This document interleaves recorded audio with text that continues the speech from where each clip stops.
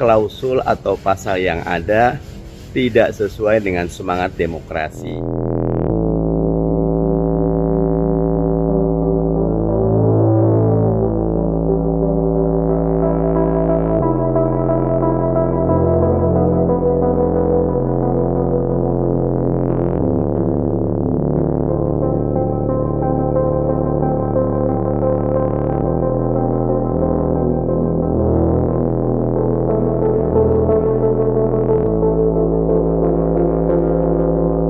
Partai Keadilan Sejahtera menolak rancangan Undang-Undang Daerah Khusus Jakarta. Bukan cuma waktu yang mepet, tetapi klausul atau pasal yang ada tidak sesuai dengan semangat demokrasi.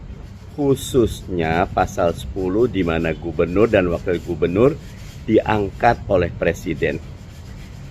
Kami bisa bersetuju bahwa DKI atau Daerah Khusus Jakarta adalah otonomi satu tingkat.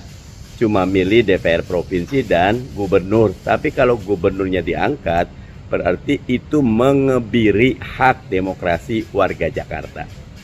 Tolak rancangan Undang-Undang Daerah Khusus Jakarta. Terima kasih.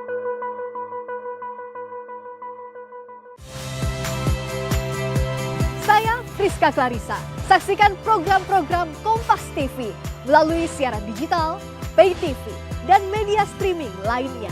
Kompas TV, independen, terpercaya.